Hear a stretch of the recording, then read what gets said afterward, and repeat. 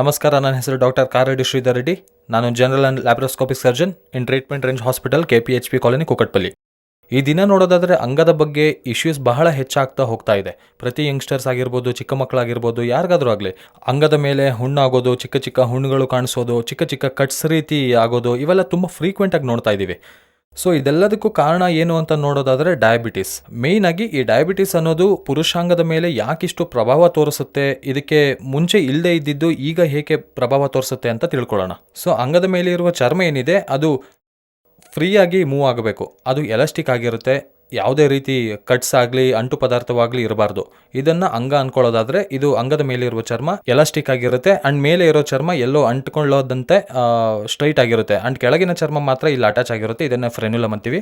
ಈ ಚರ್ಮ ನೋಡೋದಾದರೆ, ಚರ್ಮದ ವೈಶಿಷ್ಟ್ಯತೆ ನೋಡೋದಾದರೆ ಇದು ತುಂಬ ಎಲಾಸ್ಟಿಕ್ ಆಗಿರುತ್ತೆ. ಅಂದರೆ ಅಂಗ ಚಿಕ್ಕದಾಗಿದ್ದಾಗ ಎಷ್ಟು ಚರ್ಮ ಇರುತ್ತೋ ಅಷ್ಟೇ ಚರ್ಮ ಅಂಗಸ್ತಂಭನ ಆದಾಗ ಕೂಡ ಅಷ್ಟೇ ಚರ್ಮ ಉಪಯೋಗಕ್ಕೆ ಬರುತ್ತೆ. ಅಂದರೆ ಅಷ್ಟೇ ಎಲಾಸ್ಟಿಕ್ ಆಗಿರುತ್ತೆ. ಅದೇ ಚರ್ಮದ ಒಂದು ಗುಣ. ಆದರೆ ಕೆಲವ್ರಿಗೆ ಏನಾಗುತ್ತೆ ಅಂದರೆ, ಹುಟ್ಟಿದ ಮಕ್ಕಳಾಗಿರ್ಬೋದು, ಯಂಗ್ಸ್ಟರ್ಸ್ ಆಗಿರ್ಬೋದು, ಏಜ್ಡ್ ಆಗಿರ್ಬೋದು, ಯಾರಾದರೂ ಆಗಿರ್ಬೋದು, ಅಥವಾ ರೀಸನ್ಸ್ ಏನಾದರೂ ಆಗಿರ್ಬೋದು, ಅದರಿಂದ ಏನಾಗುತ್ತೆ ಅಂದರೆ ಈ ಅಂಗದ ಮೇಲಿರುವ ಈ ಎಲಾಸ್ಟಿಸಿಟಿ ಅನ್ನೋ ಗುಣ ಹೋಗುತ್ತೆ. ಅಂದರೆ ಹಿಗ್ಗುವ ಗುಣ ಹೋಗುತ್ತೆ. ಹಿಗ್ಗುವ ಗುಣ ಹೋಗೋದ್ರಿಂದ ಚರ್ಮ ಅನ್ನೋದು ಹಿಂದಕ್ಕೆ ಬರೋದಿಲ್ಲ, ಬರದೆ ಸ್ಟಕ್ ಆಗೋಗುತ್ತೆ. ಇದನ್ನೇ ನಾವು ಫೈಮೋಸಿಸ್ ಅಂತೀವಿ. ಸೊ ಈ ಫೈಮೋಸಿಸ್ ಬರೋದಕ್ಕೆ ಮುಖ್ಯ ಕಾರಣ ನೋಡೋದಾದರೆ, ನಮ್ಮ ಇಂಡಿಯಾದಲ್ಲಿ ನೋಡೋದಾದರೆ ಮುಖ್ಯ ಕಾರಣವೇ ಡಯಾಬಿಟಿಸ್. 100ರಲ್ಲಿ ನನ್ನ ಹತ್ರ ಬರೋ 100 ಮೆಂಬರ್ಸಲ್ಲಿ ಪೇಷಂಟ್ನ ನೋಡೋದಾದರೆ 80 ಮೆಂಬರ್ಸ್ಗೆ ಡಯಾಬಿಟಿಸ್ ಬಂದಿರುತ್ತೆ.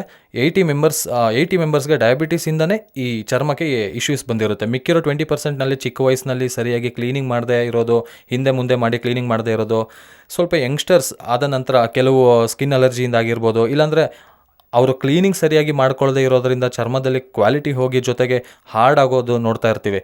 ಸೊ ಈ ಡಯಾಬಿಟಿಸ್ನಲ್ಲಿ ಏನಾಗುತ್ತೆ ಅಂದರೆ, ಶುಗರ್ ಯಾವಾಗ ನಾವು ಯೂರಿನ್ ಮಾಡಿದಾಗ ಅದರಲ್ಲಿ ಶುಗರ್ ಇರುತ್ತೋ ಆ ಶುಗರ್ ಎಲ್ಲ ಇದಕ್ಕೆ ಅಂಟ್ಕೊಳ್ಳೋಕ್ಕೆ ಶುರುವಾಗುತ್ತೆ. ಈ ರೀತಿಯಾಗಿ ಅಂಟ್ಕೊಳ್ಳುತ್ತೆ. ಆ್ಯಂಡ್ ಅಂಟ್ಕೊಳ್ಳೋದ್ರಿಂದ ಇದೇನು 1 ಮಂತ್ ಟು 2 ಮಂತ್ ಬರೋ ಪ್ರಾಸೆಸ್ ಅಲ್ಲ. ಕೆಲವು ವರ್ಷಗಳಿಂದ ಅದು ಆಗಿ ಸ್ಲೋ ಆಗಿ ಈ ಚರ್ಮ ಅನ್ನೋದು ಮಂದ ಆಗೋಗುತ್ತೆ, ಜೊತೆಗೆ ಹಾರ್ಡ್ ಆಗೋಗುತ್ತೆ. ಪೂರ್ತಿ ಚರ್ಮ ಹಾರ್ಡ್ ಆಗೋದ್ರಿಂದ ಏನಾಗುತ್ತೆ ಅಂದರೆ, ಇಲ್ಲೇನಿದೆಯೋ ಈ ಎಲಾಸ್ಟಿಸಿಟಿ ಗುಣ ಹೋಗುತ್ತೆ. ಈ ಎಲಾಸ್ಟಿಸಿಟಿ ಗುಣ ಹೋಗೋದ್ರಿಂದ ಹಿಂದಕ್ಕೆ ಎಳೆಯೋ ಪ್ರಯತ್ನ ಮಾಡಿದರೆ ಅದು ಅಷ್ಟು ಈಸಿಯಾಗಿ ಬರಲ್ಲ. ಬಲವಂತವಾಗಿ ಹಿಂದಕ್ಕೆ ಎಳೆಯೋ ಪ್ರಯತ್ನ ಮಾಡಿದರೆ ಅಲ್ಲಲ್ಲಿ ಕ್ರ್ಯಾಕ್ಸ್ ಉಂಟಾಗುತ್ತೆ. ಈ ಥರ ಈ ಕ್ರ್ಯಾಕ್ಸ್ನಿಂದ ಇನ್ಫೆಕ್ಷನ್ಸ್ ಆಗೋದು, ವಿಪರೀತವಾದ ಪೇಯ್ನ್ ಆಗೋದು, ಹಿಂದಕ್ಕೆ ಎಳೆಯೋಕ್ಕೆ ಸಾಧ್ಯನೇ ಆಗದೆ ಇರೋದು, ಈ ಥರದ್ದೆಲ್ಲ ನೋಡ್ತಿರ್ತೀವಿ. ಸೊ ಈ ರೀತಿಯಾಗಿರೋದನ್ನ ನಾವು ಬೆಲನಿಟಿಸ್ ಅಂತೀವಿ. ಈ ಸ್ಟೇಜ್ನಲ್ಲಿ ಹಾಗೆ ಬಿಟ್ಬಿಟ್ರೆ ನೆಕ್ಸ್ಟ್ ಸ್ಟೇಜ್ಗೆ ಏನಾಗುತ್ತೆ ಅನ್ನೋದಾದರೆ, ಒಳಗಡೆ ಫಾರ್ಮ್ ಆಗುವ ಸ್ಮೆಗ್ಮಾ ಅನ್ನೋದೇನಿದೆ, ಸ್ಮೆಗ್ಮಾ ಅಂತೀವಲ್ಲ, ಆ ಸ್ಮೆಗ್ಮಾ ಆಚೆ ಬರೋಕ್ಕಾಗದೆ ಅಲ್ಲೇ ಉಳಿದೋಗುತ್ತೆ. ಮೆಲ್ಲಗೆ ಜಿಗುಟಿನ ಪದಾರ್ಥದ ಹಾಗೆ ಬದಲಾಗ್ತಾ ಹೋಗುತ್ತೆ. ಆ ಜಿಗುಟಿನ ಪದಾರ್ಥ ಸೋರ್ತಿರುತ್ತೆ. ಅಷ್ಟೇ ಅಲ್ಲದೆ ಸ್ಲೋ ಆಗಿ ಇದೆರಡನ್ನೂ ಅಂಟ್ಕೊಳ್ಳೋ ಹಾಗೆ ಮಾಡಿಬಿಡುತ್ತೆ. ಚರ್ಮ ಮತ್ತೆ ಒಳಗಿರೋ ಗ್ಲ್ಯಾನ್ಸ್, ಅದನ್ನು ನಾವು ಗ್ಲ್ಯಾನ್ಸ್ ಅಂತೀವಿ, ಈ ಗ್ಲ್ಯಾನ್ಸ್ಗೆ ಅಂಟ್ಕೊಳ್ಳೋಕ್ಕೆ ಶುರುವಾಗುತ್ತೆ. ಇದು ಅಂಟ್ಕೊಳ್ಳೋದ್ರಿಂದ ಏನಾಗುತ್ತೆ ಅಂದರೆ ಈ ಚರ್ಮ ಹಿಂದಕ್ಕೆ ಬರೋದಿಲ್ಲ. ಹೀಗಾದರೆ ನಾವು ಇದನ್ನೇ ಬೆಲನೋಪಾಸಿಟಿಸ್ ಅಂತ ಕರಿತೀವಿ. ಸೊ ಬೆಲನಿಟಿಸ್ ಆಗಲಿ ಬೆಲನೋಪಾಸಿಟಿಸ್ ಆಗಲಿ ಇವೆರಡನ್ನ ನೋಡೋದಾದರೆ ಫ್ಯೂಚರ್ನಲ್ಲಿ ಹಾಗೆ ಬಿಡೋದ್ರಿಂದ ಕ್ಯಾನ್ಸರ್ ಬರೋ ಚಾನ್ಸಸ್ ಇರುತ್ತೆ. 3 to 5% ಜನಕ್ಕೆ ಕ್ಯಾನ್ಸರ್ ಬರೋ ಚಾನ್ಸಸ್ ಇರುತ್ತೆ. ಹೆಚ್ಚಾಗಿ ಬೆಲನಿಟಿಸ್ ಮತ್ತು ಬೆಲನೋಪಾಸಿಟಿಸ್ ಪೇಷಂಟ್ಗೆ ಇರುತ್ತೆ. ಅಂದರೆ ರೆಗ್ಯುಲರ್ ಆಗಿ ನಾರ್ಮಲ್ ಪೇಷಂಟ್ ಜೊತೆ ಕಂಪೇರ್ ಮಾಡೋದಾದರೆ, ಸೊ ಏನಾದರೂ ಈ ಬೆಳ್ಳಗಿನ ಜಿಗುಟಿನ ಪದಾರ್ಥ ಬರೋದಾಗಲಿ, ಹೊಳಪು ಕಳ್ಕೊಳ್ಳೋದಾಗಲಿ, ಕ್ರ್ಯಾಕ್ಸ್ ಫಾರ್ಮ್ ಆಗೋದು, ಆ ಚರ್ಮ ಉಬ್ಬಿದಂತೆ ಕಾಣೋದು, ಹಿಂದಕ್ಕೆ ಬರದೇ ಇರೋದು, ವಿಪರೀತವಾದ ನೋವು, ಉರಿ ಬರೋದೆಲ್ಲ ಲಕ್ಷಣಗಳೇ ಡಯಾಬಿಟಿಕ್ಸ್ನಲ್ಲಿ ನೋಡೋದಾದರೆ ಇದನ್ನೇ ನಾವು ಬೆಲನಿಟಿಸ್ ಅಂತೀವಿ. ಈ ಸಮಸ್ಯೆ ಏನಾದರೂ ಬಂತು ಅಂದರೆ ನಮಗೆ ಚಾನ್ಸ್ ಇರೋದು ಒಂದೇ ಒಂದು ಪರ್ಮನೆಂಟ್ ಸೊಲ್ಯೂಷನ್ ಅಂತ ನೋಡೋದಾದರೆ ಅದನ್ನೇ ನಾವು ಸರ್ಕಮ್ಸಿಷನ್ ಅಂತ ಕರಿಬೋದು. ಈ ಸರ್ಕಮ್ಸಿಷನಲ್ಲಿ 2-3 ವಿಧಾನಗಳಿರುತ್ತೆ. ಒಂದು ಕೊಯ್ದು ಆಪರೇಷನ್ ಮಾಡೋದು. ಈ ಆಪರೇಷನಲ್ಲಿ ಏನಾಗುತ್ತೆ ಅಂದರೆ ನಾವು ಕೊಯ್ದ ಮೇಲೆ ಹೊಲಿಗೆ ಹಾಕಬೇಕಾಗುತ್ತೆ. ಇದು ತುಂಬ ಅನ್ಕಂಫರ್ಟಬಲ್. ಅಲ್ಲಿ ಡೈಲಿ ಡ್ರೆಸ್ಸಿಂಗ್ಸ್ ಮಾಡ್ಕೋಬೇಕಾಗುತ್ತೆ ಆ್ಯಂಡ್ ಕಾಸ್ಮೆಟಿಕ್ ಆಗಿ ಕೂಡ ಒಳ್ಳೆ ರಿಸಲ್ಟ್ಸ್ ಬರಲ್ಲ. ಬಟ್ ಎರಡನೇ ಸರ್ಜರಿ ವಿಧಾನ ನೋಡೋದಾದರೆ ಈ ಲೇಸರ್ ಅನ್ನೋದು ಏನಿದೆ ಅದರಲ್ಲೂ ಕೂಡ ಕೊಯ್ಯೋ ಬದಲು ಲೇಸರ್ ಮೂಲಕ ಕಟ್ ಮಾಡಬೇಕಾಗುತ್ತೆ. ಅಲ್ಲೂ ಕೂಡ ಹೊಲಿಗೆ ಹಾಕಬೇಕಾಗುತ್ತೆ. ಬಟ್ ಲೇಟೆಸ್ಟ್ ನಮ್ಮ ಟ್ರೀಟ್ಮೆಂಟ್ ರೇಂಜ್ ಹಾಸ್ಪಿಟಲ್ನಲ್ಲಿ ಇಂಡಿಯಾದಲ್ಲಿ ಫಸ್ಟ್ ಟೈಮ್ ನಮ್ಮ TRH ನಲ್ಲಿ ಮಾಡೋ ಸರ್ಜರಿ ಏನಂತ ನೋಡೋದಾದ್ರೆ KSR ಸ್ಟೇಪ್ಲರ್ ಸರ್ಕಮ್ಸಿಷನ್ ಸರ್ಜರಿ.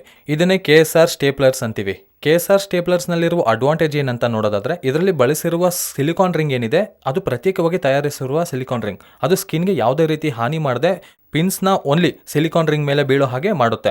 ಇದರಿಂದ ಏನಾಗುತ್ತೆ ಅಂದರೆ ಈ ಸರ್ಕಮ್ಸಿಷನ್ ಸರ್ಜರಿ ಒಂದೊಂದು ಪೆನಿಸ್ಗೆ ಒಂದೊಂದು ಸೈಜ್ ಅನ್ನೋದು ನಮ್ಮಲ್ಲಿ ಅವೈಲಬಲ್ ಇರುತ್ತೆ.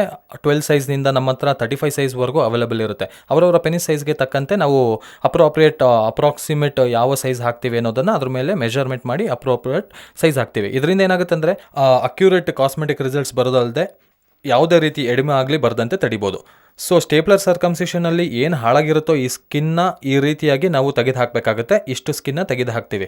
ಯಾವಾಗಿದು ಮೇಲಿರೋ ಚರ್ಮ ಎಲಾಸ್ಟಿಕ್ ಆಗಿರುತ್ತೆ, ಈ ಮುಂದೆ ಇರೋ ಭಾಗ ಎಲಾಸ್ಟಿಸಿಟಿ ಹೋಗಿದೆ, ಬಟ್ ಹಿಂದೆ ಇರೋ ಚರ್ಮಕ್ಕೆ ಎಲಾಸ್ಟಿಸಿಟಿ ಇರುತ್ತೆ. ಹಾಗಾಗಿ ಈ ಚರ್ಮ ಅನ್ನೋದು ಎಲಾಸ್ಟಿಕ್ ಆಗಿರೋದ್ರಿಂದ ಇಲ್ಲಿಗೆ ಬಂದು ಸೆಟ್ ಆಗುತ್ತೆ. ಸೊ ಇಲ್ಲಿ ನಮಗೆ ಪಿನ್ಸ್ ಬೀಳುತ್ತೆ. ಸೊ ನಮ್ಮ ಚರ್ಮ ಇಲ್ಲಿವರೆಗೆ ಇರುತ್ತೆ, ಬಟ್ ಅಂಗ ಚಿಕ್ಕದಾಗಿದ್ದಾಗ ಇದು ಮತ್ತೆ ಮೊದಲಿನ ಹಾಗೆ ಅಂಗ ಇಲ್ಲಿವರೆಗೂ ಕವರ್ ಮಾಡುತ್ತೆ. ಬಟ್ ಅಂಗ ದೊಡ್ಡದಾದಾಗ ಮಾತ್ರ ಮುಂದಕ್ಕೆ ಹಿಂದಕ್ಕೆ ಬರೋದು ನಡೆಯುತ್ತೆ. ಸೊ ಪೂರ್ತಿಯಾಗಿ ಚರ್ಮ ಇಲ್ಲ ಅಂತ ಬಾಧೆ ಪಡೋ ಅವಶ್ಯಕತೆ ಇರಲ್ಲ. ಸ್ವಲ್ಪ ಚರ್ಮ ಈ ಅಂಗನ ಕವರ್ ಮಾಡುತ್ತೆ, ಹಾಗಾಗಿ ಯಾವುದೇ ರೀತಿಯಾದ ಇಶ್ಯೂಸ್ ಇರೋದಿಲ್ಲ. ಕೆಲವರಿಗೆ ಸೆನ್ಸೇಷನ್ ಇರುತ್ತೆ, ಅದನ್ನು ಮುಟ್ಟಿದ ಕೂಡಲೇ ಜೆಲ್ ಅನ್ನೋ ಸೆನ್ಸೇಷನ್ ಬರ್ತಾ ಇರುತ್ತೆ.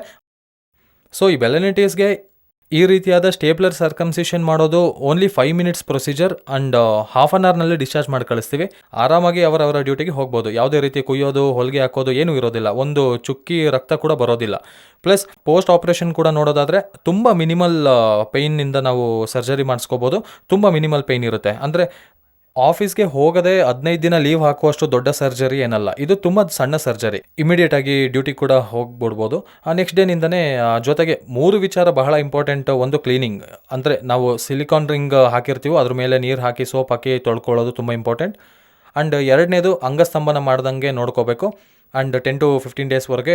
ಮೂರನೇದು ಮೋಸ್ಟ್ ವಾಂಟೆಡ್, ಸಂಭೋಗ ಮಾಡಬಾರ್ದು, ನೋ ಇಂಟರ್ಕೋರ್ಸ್. ಅಟ್ಲೀಸ್ಟ್ 1 ಮಂತ್ವರೆಗೆ ಈ 3 ಜಾಗ್ರತೆ ತಗೊಳ್ಳೋದೇ ಆದರೆ ಸರ್ಜರಿ ಮಾಡಿಸ್ಕೊಂಡಿರುವ ಫೀಲಿಂಗ್ ಕೂಡ ಇರೋದಿಲ್ಲ.